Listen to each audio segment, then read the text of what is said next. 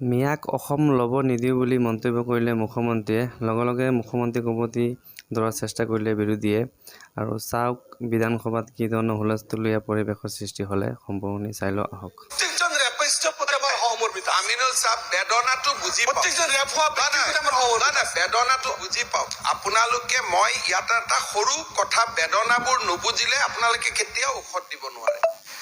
এতিয়া এই ঘটনাবিলাক আমাৰ সমাজত ৰেপ, মলেষ্টেশ্যন এনেকুৱা ধৰণৰ ঘটনা ঘটে।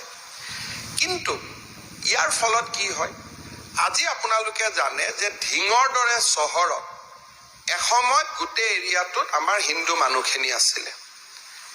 ক্ৰাইম যেতিয়া আৰম্ভ হয় তেতিয়া মানুহখিনিৰ পলায়ন আৰম্ভ হয়। আপোনালোকে মানুহখিনিক আশ্বাস দিব লাগিব নে নাই? আজি ধিঙৰ বিধায়ক কোন? আজি আপোনালোকে চাওক, গোটেই নামনি অসমত ঘটনাবিলাক সংঘটিত হয়। আপোনালোকৰ যিবিলাক বিধায়ক জনপ্ৰতিনিধি নিৰ্বাচিত হয় তেওঁলোকে সংখ্যা গুৰু, তাতে সংখ্যালঘু মানুহখিনিক গৈ আশ্বাস নিদিয়ে যে চব আপোনালোকৰ যি হৈছে আমি নিৰাপত্তা দিম, আপোনালোকে গাঁওখন এৰি যাব নালাগে। আপোনালোক ক'তো নাযায়, কোনো যোৱা নাই, ধিঙৰ পৰা কোনো যোৱা নাই ছাৰ। আমি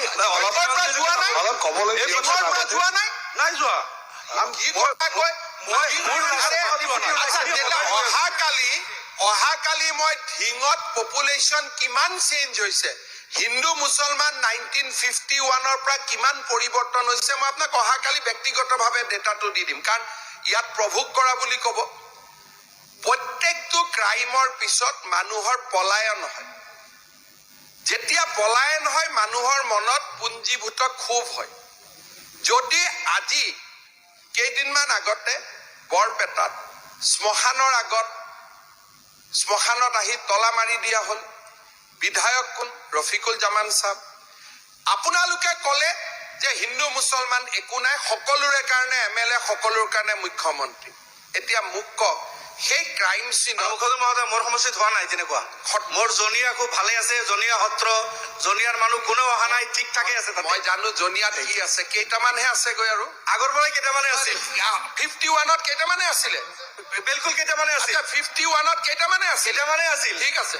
আপোনালোকে যেতিয়া ইমানখিনিলৈকে কৈ আছে, বৰপেটা জিলাত 70-30ৰ পৰা আজি আমি 30-70 হলো।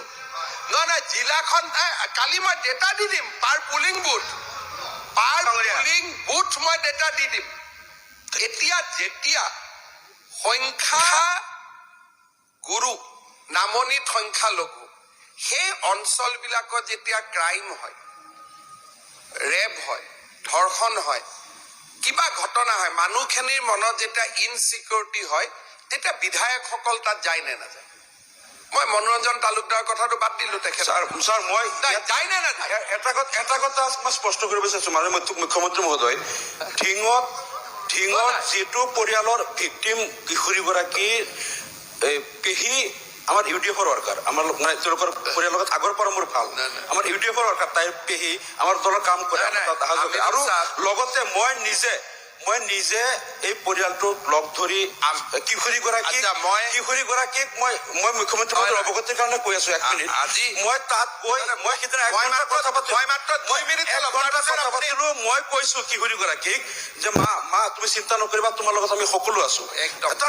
আৰু এটা কথা যে মই কৈছো, ছোৱালী মোৰ হওক, আপোনাৰ হওক, তেওঁৰ হওক, ছোৱালী নাৰী জাতিৰ আমি সন্মান ৰাখিব লাগিব। মোৰ আপোনাৰ হিন্দু মুছলিম বুলি কথা নাই। তেওঁৰ পৰিয়াল আপুনি সুধি চাব, পৰিয়ালক 1 ঘণ্টা আৰু তেওঁলোকে কৈছে আমি কাম কৰিলো। মই বুজিলো, মই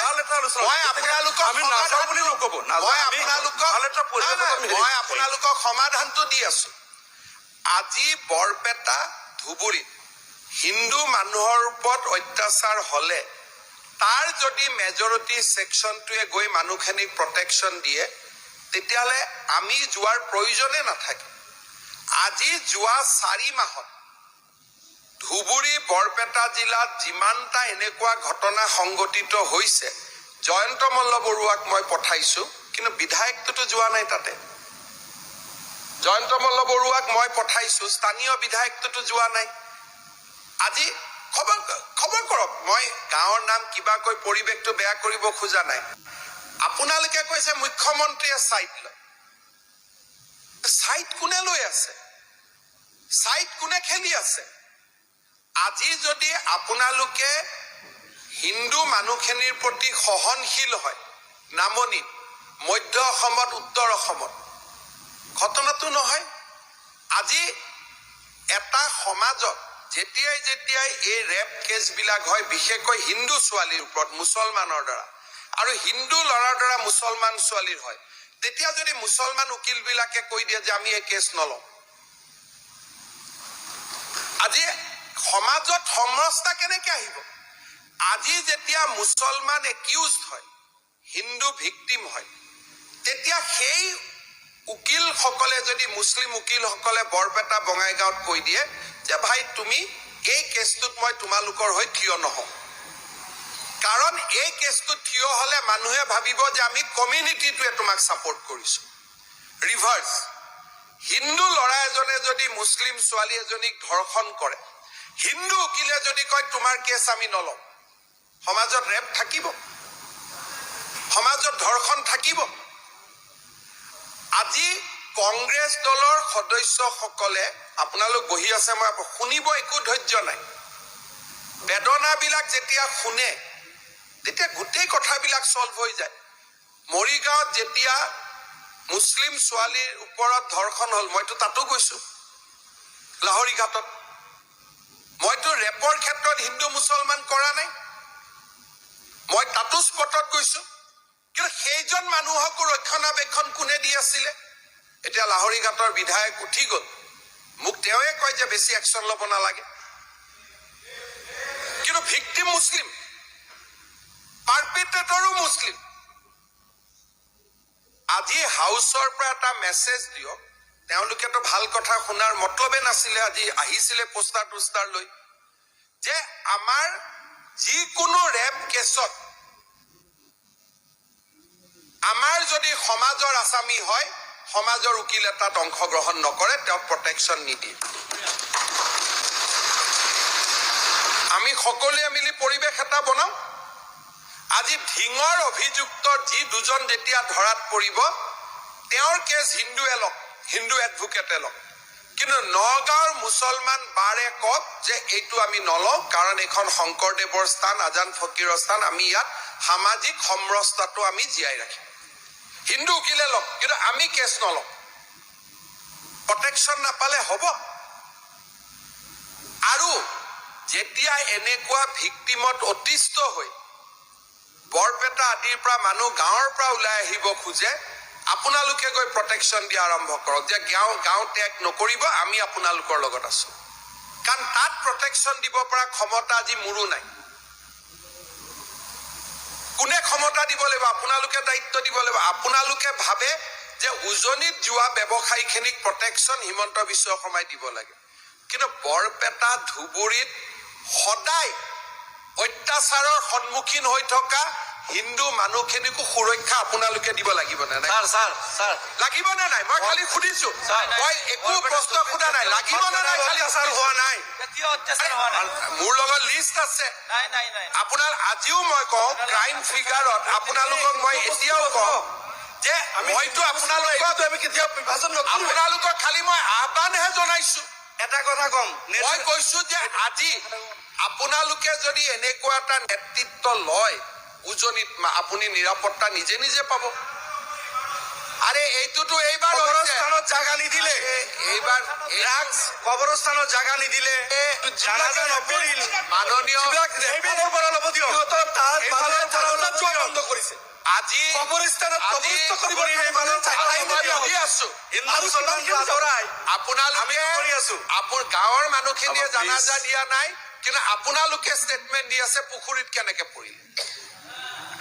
পুখুৰীত কেনেকে পৰিলে এইটো মই গম পাম নেকি? আপোনাৰ ইমান পুলিচ থাকোতে কেনেকে পৰিলে? কেনেকে পৰিলে মই কেনেকে জানো? ইমান পুলিচ থাকোতে আৰু যেতিয়া কিবা কাৰণত মানুহ পুখুৰীয়ে নদীয়ে সাগৰে পৰে, এইটো দায়িত্ব কি মুখ্যমন্ত্ৰীয়ে ল'ব নেকি? পুলিচে কাৰোবাক গুলিয়াব খুজিলে মই দায়িত্ব ল'ব পাৰো। মুখ্যমন্ত্ৰী মহোদয়, পুলিচ অলপ শক্তিশালী কৰক। হাত বন্ধা মানুহজন পুখুৰীত গৈ পৰে। হ'ব এই আপোনাৰ বিষয়ে হৈছে ডিপাৰ্টমেণ্টটো ইমান দুৰ্বল নহয়। ধন্যবাদ। ৰফিকুল ছাৰ, মই ইমান দুৰ্বল নহয়। সময় নলওঁ। দুৰ্বল হয় তেতিয়া কেনেকে পৰিলে মইতো ষ্টেটমেণ্টটো লিখি আনিছিলো, কোনেও নুশুনিলে মই কি কৰো এতিয়া মইতো এইটো ষ্টেটমেণ্ট লিখি আনিছিলো, কেনেকে পুখুৰীত পৰিলে কোনেও নুশুনে, হুলস্থুল কৰে। নাই এতিয়া আৰু শুনিব খুজিলে মই গোটেই ষ্টেটমেণ্টটো আপোনাক মই যিটো ষ্টেটমেণ্ট লিখি আনিছিলো আপোনাক মই পঠাই দিম, আপোনালোকে চাই ল'ব। কৰিবলৈ দিয়ক না। আমিনুল চাহাব, এতিয়া এই ষ্টেটমেণ্টটোত কেনেকে পুখুৰীত পৰিলে এইটো লিখা আছে, আপোনাক মই পাৰ কৰাই দিম, আপোনালোকে পঢ়ি ল'ব। মোৰ কোনো আপত্তি নাই, কিন্তু এটা কথা আপোনালোকক মই কলো যে আগ্ৰাসী নহব। এই যে ৰফিকুল জামান চাহাবে আজি আমাৰ জনীয়া সমষ্টিৰ বিধায়কে কৈ দিলে যে আমি যামেই, মই আপোনাক অনুৰোধ কৰিম এই মাননীয় মুখ্যমন্ত্ৰী মহোদয়, মানে ভাৰতীয় নাগৰিক হিচাপে এখন জিলাৰ পৰা আন এখন জিলালৈকে যাব পাৰে, আৰু এইখিনি আপুনি নিৰাপত্তা নিশ্চিত কৰিব লাগিব। নাযাব। কাৰ্বি আলঙত হিমন্ত বিশ্ব শৰ্মা গলেও মই মোক নিজে নিৰাপত্তা দিব নোৱাৰো। যাব নাযাব, একদম নাযাব। কেনেকে আপোনাৰ নাগৰিক আৰু আপোনাৰ ৰাজ্যখন কেনেকে চলিব? এখন ডিষ্ট্ৰিক্টৰ মানুহ আন এখন ডিষ্ট্ৰিক্টত যাব আপুনি যদি দিল্লীত ঘৰ বনাব পাৰে, যদি আপোনালোকে এনেকে কালি যদি কাৰ্বি আলং, বিটিআৰ, উজনিত যদি এনেকে জেদ কৰি যাব খোজে, জেদ কৰি নাযাব। আপোনালোকক মই অনুৰোধ কৰিছো, জেদ কৰি নাযাব। আমিও অনুৰোধ কৰিছো, আপুনি মুখ্যমন্ত্ৰী হিচাপে নিৰাপত্তা নিশ্চিত কৰক। বিহাৰৰ মানুহ আহিব, মাৰোৱাৰীও আহিব, পাঞ্জাবীও আহিব, গুজৰাটীও আহিব, আছে অসমত, আৰু অসমৰ এখন জিলাৰ মাননীয় মুখ্যমন্ত্ৰী মহোদয়। আচ্ছা, মই আপোনালোকক এক মিনিট প্লিজ শুনি লওক ছাৰ। শুনক, আপোনাৰে অসম যদি এখন জিলাৰ মানুহ আন এখন জিলালৈকে আপুনি এইখিনি নিৰাপত্তা আপুনি নিশ্চিত কৰিব। আজিতো মানুহখিনিৰ মই দেৱব্ৰত শইকীয়া বিৰোধী দলপতিক আচৰিত পালো। তেওঁ নিজে নাজিৰা সমষ্টিৰ বিধায়ক, আৰু তেওঁ কৈছে যে মানুহ উজনি অসমৰ পৰা মিয়া মুছলমান যাবই। মিয়া মুছলমান শব্দটো কোৱা নাই, উজনিৰ পৰা নামনিৰ পৰা যাবই। আপোনালোকেও কৈছে যাবই। এই সেন্সিটিভ মুহূৰ্তত যদি মইতো আপোনালোকক এটাই কথা কম যে য'ত অসমীয়া মানুহখিনিয়ে নিবিচাৰে তাত জোৰ কৰি নাযাব।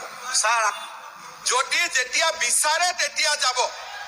য'ত এতিয়া চক গোটেই গুৱাহাটী পাহাৰ বিলাকত উঠি গল। মাননীয় অধ্যক্ষ মহোদয়, এতিয়া ফৰেষ্টত আমি আপোনালোকক বিচৰা নাই, আপোনালোক জোৰ কৰি আমাৰ মন্ত্ৰীসকলে দিল্লীত ঘৰ বনাব পাৰে, আমাৰ